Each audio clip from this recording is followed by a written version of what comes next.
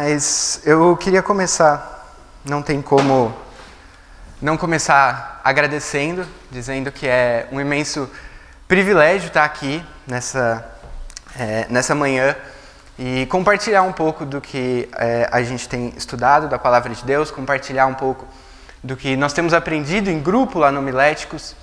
E o meu maior desejo é que a Palavra de Deus realmente fale ao meu coração e ao coração de todos nós. Esse mesmo texto que eu vou falar, um pouquinho antes, ele diz sobre a Palavra de Deus e fala que a Palavra de Deus é uma espada e tem a capacidade de dividir alma e espírito. Então, é um privilégio tremendo estar aqui e eu espero realmente que seja a Palavra de Deus que fale nesse momento, que seja realmente um momento não do que eu acho, não do que o meu coração acha, mas daquilo que a Palavra de Deus tem para nós nesse dia. Eu queria começar falando sobre um filme que ficou bastante famoso. É um filme que se chama Superação, o Milagre da Fé. E ele vai contar a história de um menino que mora nos Estados Unidos. E esse menino lá nos Estados Unidos, eles estão no período do inverno e estão num lago congelado, jogando bola, correndo e vivendo ali, praticando esportes naquele lago congelado, até que ele cai. O gelo se quebra, se rompe e ele cai. E, enfim, depois a história vai se desenrolar. A questão toda do filme é sobre a fé da mãe dele, mas não é esse o ponto. Eu quero fazer um paralelo e me ater a essa questão desse lago congelado. E eu quero mostrar como o autor de Hebreus ele vai querer nos mostrar algo que se parece com essa analogia de alguém que está no lago congelado. Em que sentido? Nesse filme, o garoto está correndo, está demonstrando confiança, praticando esportes ali naquele lago, até que, de repente, ele afunda. E o paralelo que eu quero fazer é aquilo que determinou a queda daquele menino. O que determinou que ele caísse naquele lago e afundasse e morresse, apesar de que no filme depois ele não vai morrer, mas ele morre e desmorre. O que determinou ali não era a confiança que ele tinha, porque ele estava plenamente confiante de que aquilo não ia se romper. Ele estava lá jogando bola, praticando esportes, correndo. Mas o que determinou foi a espessura do gelo.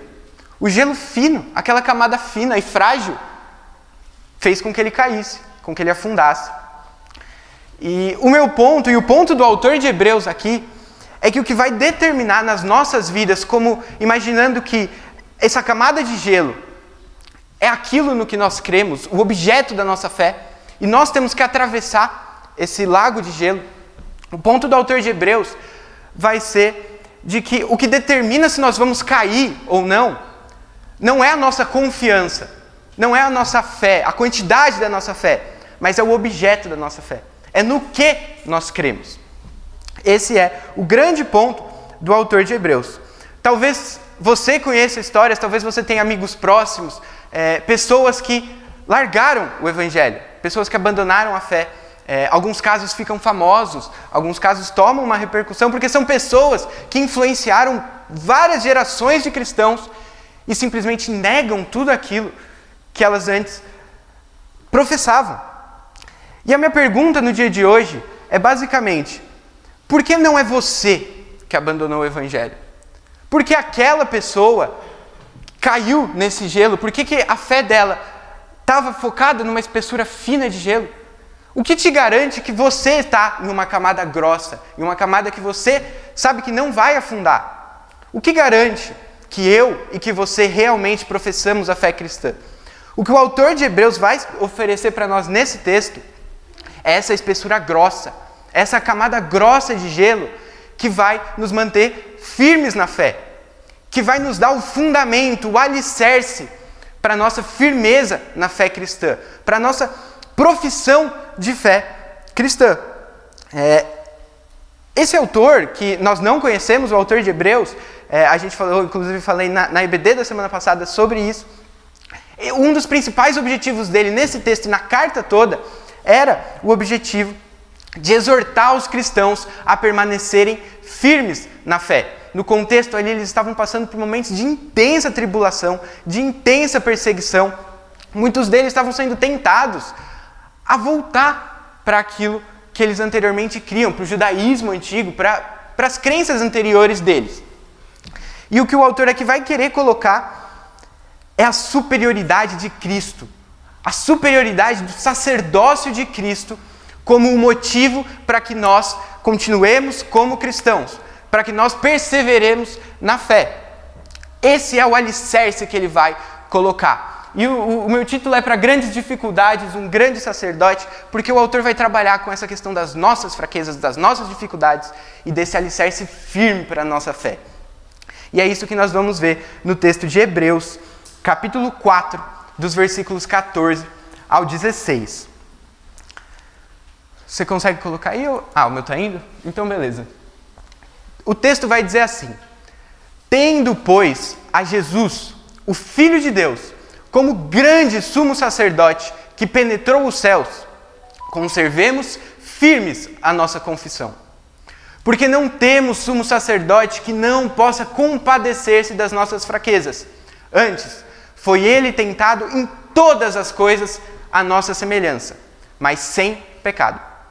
Acheguemo-nos, portanto, confiadamente junto ao trono da graça, a fim de recebermos misericórdia e acharmos graça para socorro em ocasião oportuna.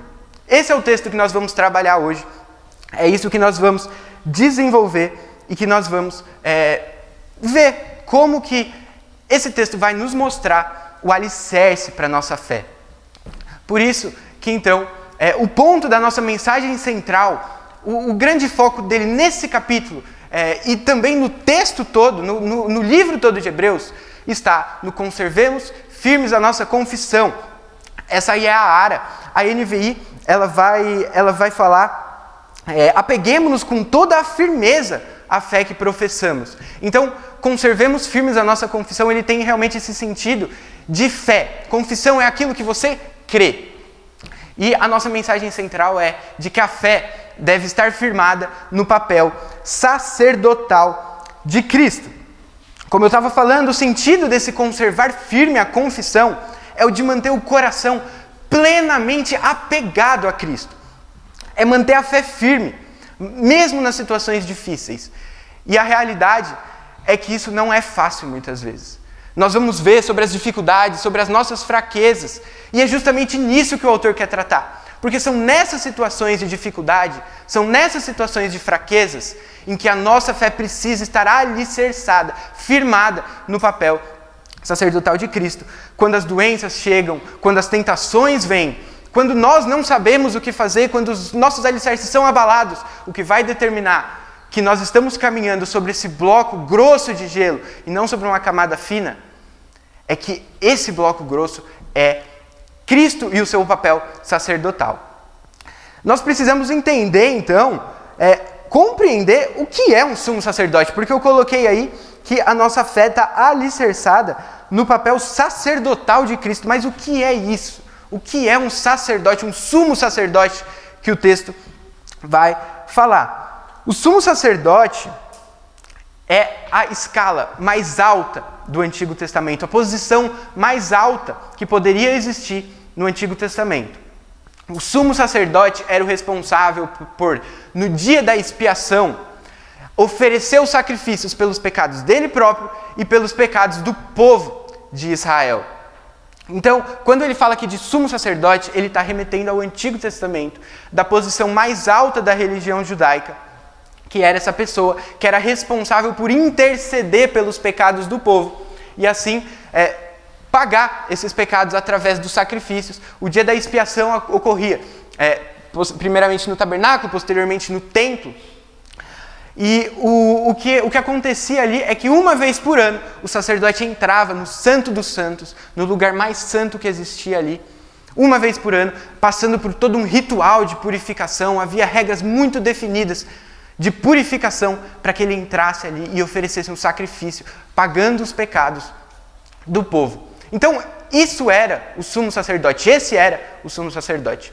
E isso vai ser fundamental para nós entendermos esse texto e entendermos como Cristo é esse sumo sacerdote. E ao longo do texto ele vai desenvolver, então, nós vimos que o ponto central é que a nossa fé, conservemos firmes a nossa confissão, precisa estar baseado no papel sacerdotal de Cristo.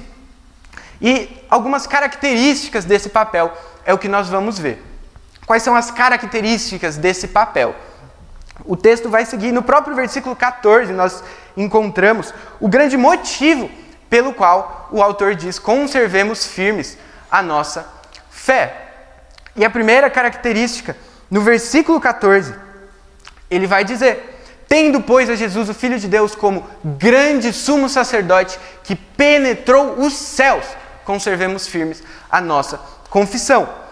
A primeira característica desse papel sacerdotal de Cristo, Cristo como alguém que vai oferecer os sacrifícios diante de Deus, os sacrifícios do seu povo diante de Deus, a primeira característica é que ele tem acesso aos céus. O que significa dizer, então, que esse grande sumo sacerdote penetrou os céus? O autor está fazendo um paralelo claro com os sumos sacerdotes do Antigo Testamento.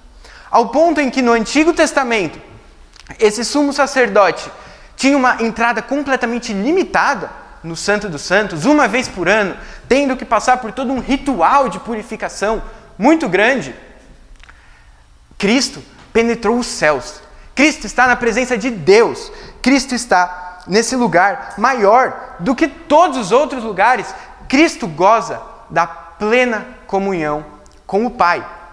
E esse é o primeiro ponto e o primeiro motivo para que nós conservemos firmes a nossa confissão. Essa é a primeira característica pela qual nós devemos nos agarrar a essa fé, nos agarrar a esse cristianismo que nós professamos.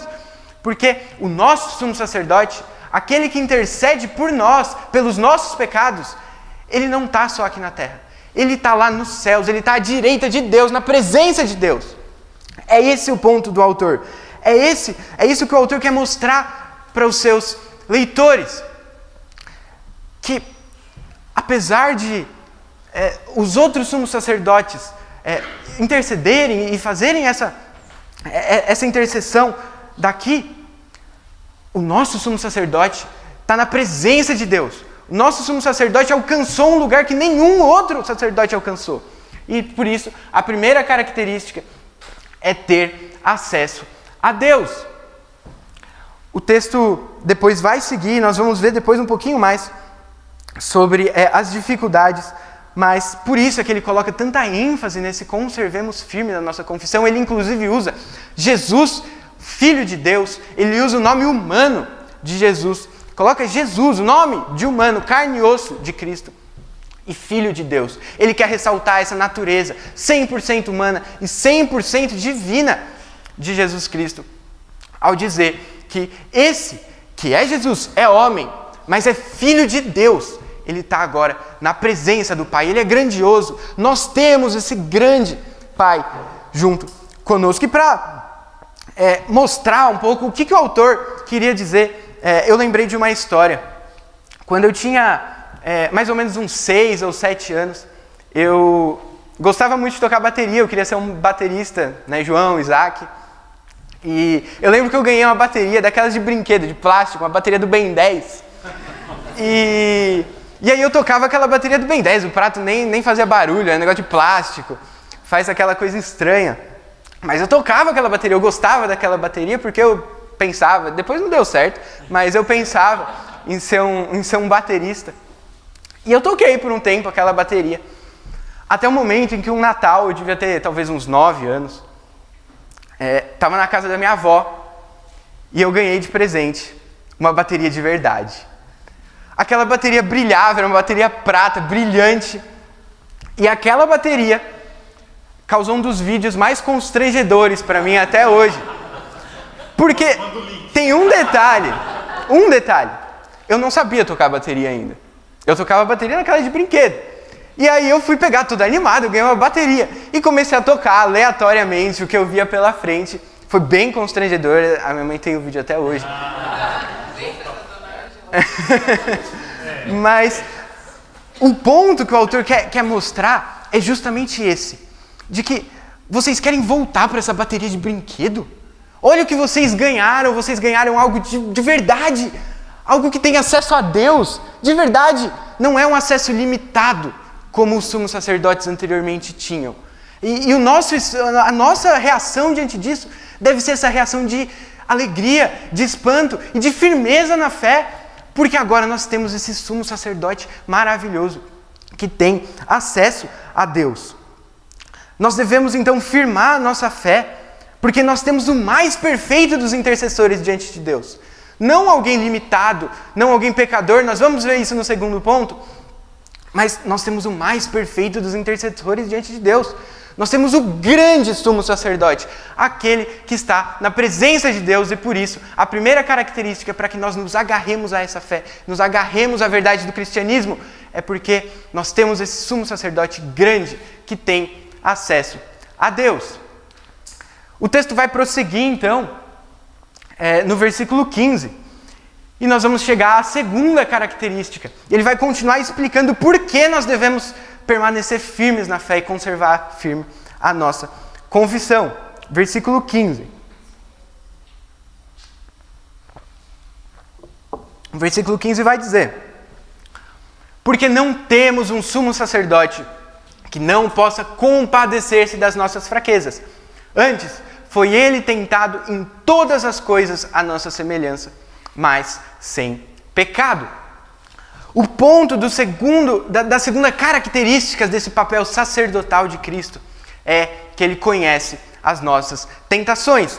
E dizer que Cristo conhece as nossas tentações é dizer que há uma identificação de Cristo para conosco. Há uma identificação de Cristo com as nossas dificuldades, com as nossas fraquezas. E nós somos expostos às nossas fraquezas constantemente. Nós, via de regra, por algum tempo, nós somos expostos à realidade. Nós tomamos um choque de realidade que mostra as nossas fraquezas, mostra os nossos defeitos, as nossas falhas. E recentemente a gente viajou, nós fomos para a Inglaterra, e foi uma viagem planejada há muito tempo, durante muito tempo, e eu estava, relativamente tranquilo, porque eu leio livro em inglês, a gente estuda em inglês, fala com pessoas brasileiras que falam inglês, está tranquilo. O que pode acontecer errado? O pessoal lá não vai nem perceber que a gente é brasileiro, a gente vai falar lá e fala, nossa, ó. Até o momento em que a gente pega o avião pousa e a gente pega o táxi. O taxista começa a falar, um olha para o outro dentro do carro. O que é que esse cara está falando? E aí a gente passa os outros 15 dias comendo no McDonald's, que tem o autoatendimento, para não precisar falar com o atendente, não precisar fazer o pedido no atendente, porque o sotaque deles é maluco, não dá para entender nada.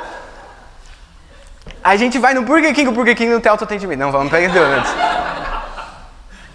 O ponto é, muitas vezes a gente imagina que somos bons, que nós somos fortes, mas a realidade às vezes nos dá esse choque e mostra as nossas fraquezas, e mostra os nossos pontos fracos. A realidade mostra que talvez seja muito mais complexa do que nós pensamos que é. E por mais que esse exemplo da língua seja um exemplo banal, a vida nos coloca várias outras dificuldades, e nós podemos pensar em momentos de doenças, quando nós descobrimos uma doença grave, as nossas fraquezas, a fragilidade da nossa vida é exposta.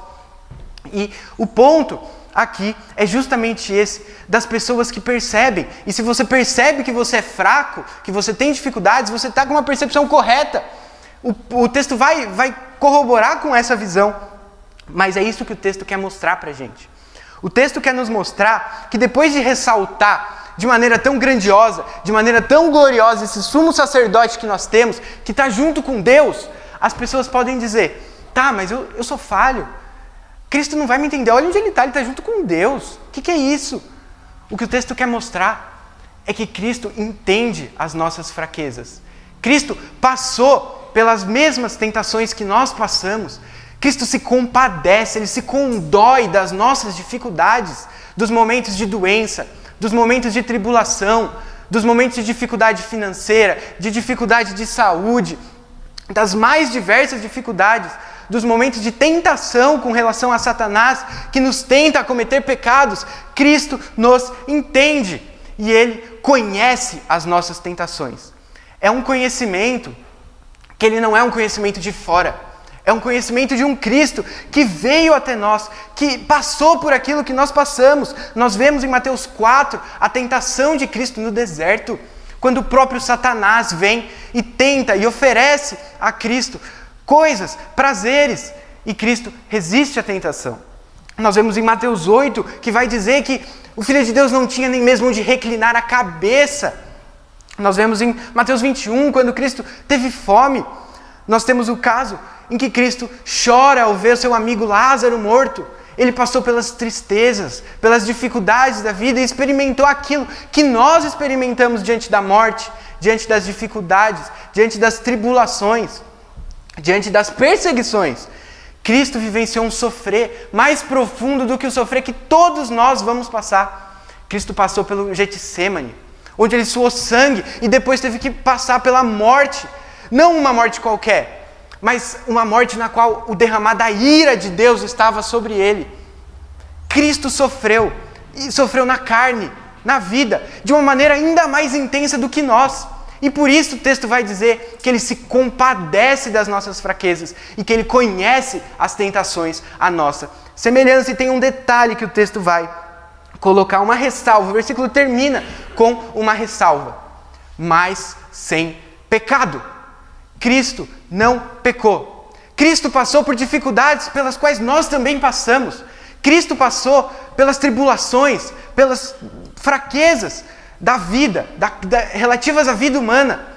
Mas Cristo não pecou. O texto faz questão de ressaltar que tudo isso foi sem pecado. E é por isso que nós vemos que Jesus, em um aspecto aqui, difere da gente. Ao passo em que nós somos tentados e caímos, e caímos, e caímos, Cristo sabe como vencer as tentações. E Cristo tem um caminho perfeito para vencer as tentações. O segundo aspecto, então, do papel sacerdotal de Cristo é que Ele nos conhece, é que Ele nos entende, Ele se compadece de nós, mas ainda assim sabe como vencer. Tem o melhor caminho para vencer as tentações, para superar as dificuldades. E durante a nossa vida, nós encontramos, e muitas vezes, pessoas, e às vezes nós somos essas pessoas, que amam fazer a competição de sofrimento. Aquelas pessoas que gostam de mostrar que sofreram mais, e aí chega alguém e fala, nossa, eu estou com uma dor na perna, aí a pessoa vem e fala, nossa, eu quebrei a minha perna semana passada. Aí a pessoa vem e fala, nossa, meu parente está passando por uma doença, meu parente morreu, sempre quer mostrar que ela está sofrendo mais que a outra. É muito comum, e às vezes nós somos essa pessoa para mostrar, nossa, olha como eu sou a vítima, olha como a minha vida é uma desgraça. E a realidade é que Cristo era quem tem mais motivos para isso. Cristo é aquele que sofreu os mais profundos sofrimentos. Mas o que o texto vai dizer não é que ele faz isso, que ele joga na nossa cara, que ele sofreu mais do que nós. O texto vai dizer que ele conhece na pele as nossas tentações e que ele se compadece das nossas fraquezas. Ele se condói, ele sofre junto. O verbo aqui usado é o de sofrer junto, sofrer juntamente conosco. Cristo se dói com as nossas dores. Esse é o aspecto que o texto quer ressaltar. O que nós temos que fazer, então, diante disso, diante desse sumo sacerdote que é grande, que está junto com Deus, que é maravilhoso, que está na presença de Deus, mas que também está com a gente nas mais íntimas dores, nas dificuldades nossas, nas nossas tentações. É isso que o texto está mostrando. E ele está dizendo para que nós fiquemos firmes na fé. Nós temos esse sumo sacerdote que é grande, que é poderoso, que é maravilhoso. Mas também nós temos um sumo sacerdote que nos entende. Um sumo sacerdote que entende as nossas dores mais profundas da alma.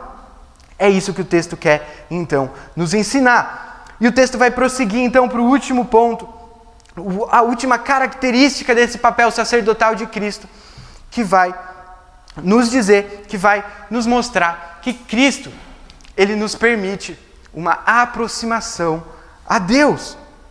O texto diz assim no último versículo, acheguemo-nos, portanto, confiadamente junto ao trono da graça, a fim de recebermos misericórdia e acharmos graça para socorro em ocasião oportuna. Quando ele faz essa exortação, ele mostra que os cristãos têm o privilégio de desfrutar desse papel sacerdotal de Cristo. Os cristãos têm o privilégio de desfrutar desse caminho que Cristo abre para nós até o Pai. Porque quando Cristo nos entende, porque Ele é 100% homem, mas Ele está diante de Deus, porque Ele é 100% Deus, Cristo abre esse caminho para nós. Ele abre essa via para que nós nos acheguemos ao Pai. E o texto vai dizer: acheguemos-nos, portanto, confiadamente junto ao trono da graça. O texto nos mostra que nós não apenas temos acesso, mas que nós devemos nos achegar a Deus. Nós devemos desfrutar desse privilégio conquistado por Cristo através da sua obra, através do seu sacrifício. Cristo é alguém que se fez sacrifício para que isso fosse possível. Cristo é alguém que enfrentou as durezas da morte para que isso fosse possível. O texto então vai nos informar como nós devemos chegar. Ele vai dizer que nós devemos chegar com confiança. Nós podemos então entrar na presença de Deus de maneira confiante. Confiante não nos nossos méritos, confiante não nas nossas forças, não no quão bom nós somos, mas confiante nos méritos de Cristo. Essa confiança, ela não é uma confiança insensata, não é um chegar a Deus sem temor, não é isso, mas é uma confiança da certeza de que Cristo pagou os nossos pecados e de que agora nós somos justos diante de Deus, que não há mais uma condenação que consta contra nós diante de Deus, porque Cristo pagou o que nós deveríamos pagar. E por isso, quando estivermos em oração, quando estivermos na presença de Deus, nós podemos ter confiança de que Deus está disposto a nos ouvir, de que Deus está nos aceitando na presença dEle por causa de Cristo. O texto também nos diz onde nós podemos chegar: ao trono da graça. O texto vai dizer trono da graça. Trono da graça representa essa presença de Deus, que ao mesmo tempo é majestosa, é uma presença de realeza, de trono, o rei está ali, mas também é um lugar de onde é dispensada a graça. No Antigo Testamento nós vemos diversas menções ao trono de Deus, e na maioria delas é o trono de julgamento, o trono da onde é dispensada a ira de Deus, mas aqui é o trono da graça.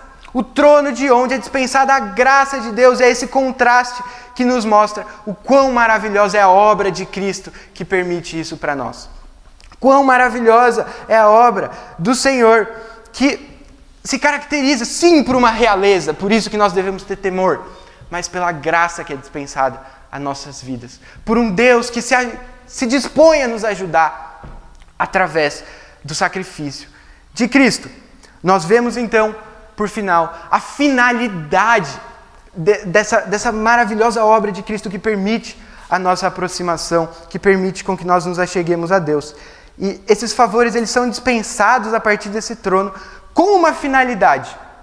E é para que nós, sempre que pecarmos, sempre que tivermos dificuldades, sempre que tivermos dores, sempre que tivermos lutas, tem uma finalidade, a fim de recebermos misericórdia e acharmos graça para socorro em ocasião oportuna. A fim de recebermos misericórdia e acharmos graça. Essa é a finalidade. E o autor vai colocar dois aspectos, misericórdia e graça. Quando nós desfrutamos desse privilégio que Cristo permitiu a nossa aproximação a Deus, nós podemos, em oração, chegar a esse trono, diante desse trono, receber misericórdia. Misericórdia aqui significa o perdão de Deus. Misericórdia significa Deus não dar aquilo que nós merecíamos, a punição que nós merecíamos pelo nosso pecado, pelos nossos erros. Nós recebemos misericórdia. Deus não nos pune pelos nossos pecados. Deus não paga na moeda com que nós merecíamos ser pagos. Mas Ele deposita na conta de Cristo. Ele deposita os nossos pecados sobre Cristo. E por isso nós podemos receber misericórdia para os nossos pecados. E por isso, quando nós pecamos, nós podemos voltar para Deus e pedir misericórdia, porque Cristo pagou. E nós pecamos de novo e podemos voltar para Deus e pedir misericórdia. E dali é dispensada misericórdia. Mas mais do que isso, mais do que só perdão dos nossos pecados, nós podemos achar graça para socorro. Nós podemos encontrar graça. Deus não só nos perdoa e não só não dá aquilo que nós merecemos, como Deus nos dá mais do que nós merecemos. Deus nos capacita, então, a vivermos de maneira santa. Deus nos dá graça, nos dá força para passarmos pelas tribulações que a gente falou, para passarmos pelas dificuldades. Deus nos dá essa graça. Então, como que nós recebemos? Acheguemo-nos, portanto, confiadamente junto ao trono da graça. É isso que nós precisamos fazer. Precisamos nos achegar diante de Deus. Precisamos usufruir desse privilégio que é ter o relacionamento com Deus, porque Cristo permitiu a nossa aproximação. Cristo permitiu com que nós nos acheguemos a Ele. E nós podemos achar graça. Graça para socorro. E o texto vai dizer quando. Ele vai terminar dizendo quando nós podemos fazer isso. Em ocasião oportuna. Em ocasião oportuna significa todos os momentos em que forem necessários.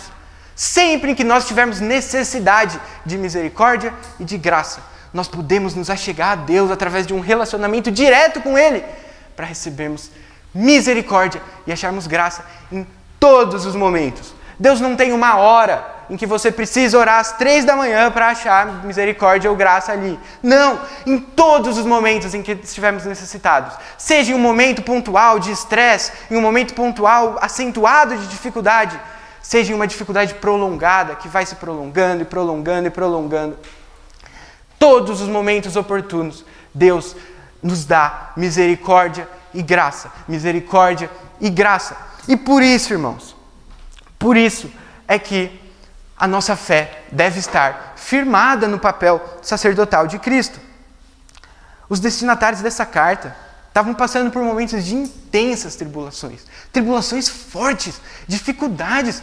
Irmãos em Cristo estavam morrendo. Parentes que se convertiam a Cristo estavam morrendo.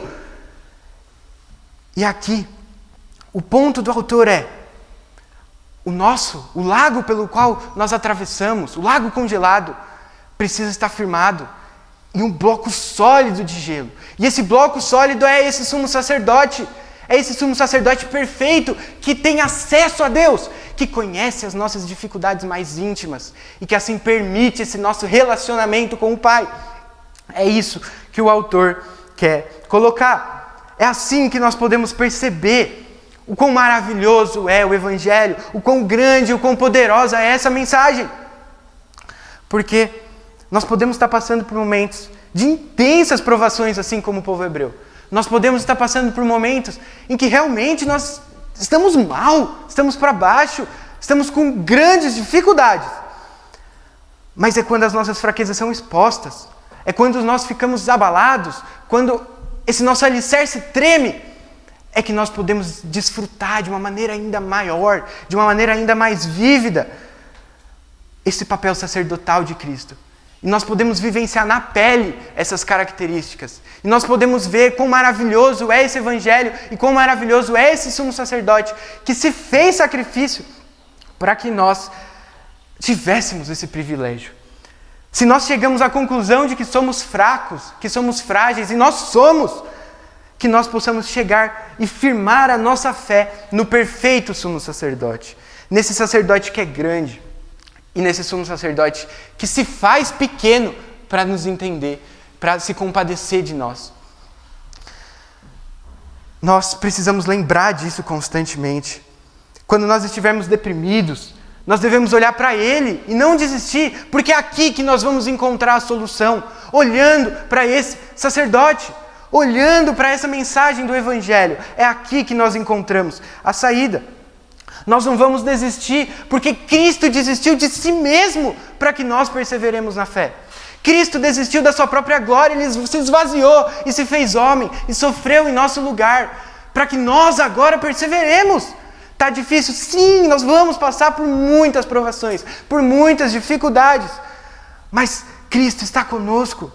E são essas características que são realçadas quando nós entendemos a mensagem do Evangelho, quando nós entendemos quem é esse sumo sacerdote? Quando nós desfrutamos do trono da graça que nós temos como privilégio. Por isso, Ele é o autor e consumador da nossa fé. Ele é quem nos deu essa fé nele próprio. E nós precisamos nos agarrar a isso. Ele é quem abriu os nossos olhos e por isso nós precisamos firmar. E nós não vamos sair desse bloco sólido que é Jesus Cristo. Nós não podemos sair desse papel sacerdotal de Cristo. Nós precisamos sempre nos lembrar de que Cristo é o sumo sacerdote, de que essas características nos garantem a justificação perante Deus, por mais difíceis que as nossas circunstâncias estejam. E eu queria terminar voltando para aquela ilustração e a pergunta que eu fiz, que é: o que é que te mantém firme na fé, mesmo nas dificuldades, mesmo nas tribulações, mesmo nas tentações? O que é que te mantém firme e que te faz professar cristão? O que é? Que todos nós possamos refletir nisso, pensar nisso e responder com ainda mais firmeza essa pergunta, colocando a nossa total esperança no papel sacerdotal de Jesus Cristo e enfrentando os momentos difíceis através da graça e da misericórdia que o Senhor liberalmente nos concede. Que, apesar das nossas fraquezas, nós possamos nos achegar a Deus. Que, apesar das nossas tribulações e dificuldades, nós possamos desfrutar desse privilégio que é ter esse sumo sacerdote que intercede por cada um de nós diante de Deus.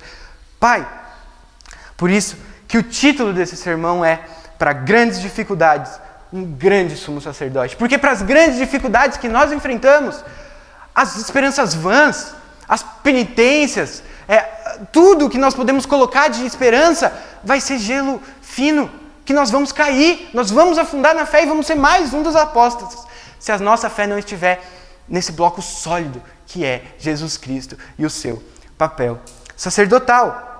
Para nossas grandes dificuldades, nós precisamos de um grande sumo sacerdote que fez um grande sacrifício. E daqui a pouco nós vamos ter a ceia e nós vamos ter o privilégio de nos relembrarmos desse grande sacrifício, esse sacrifício que de uma vez por todas pagou os nossos pecados.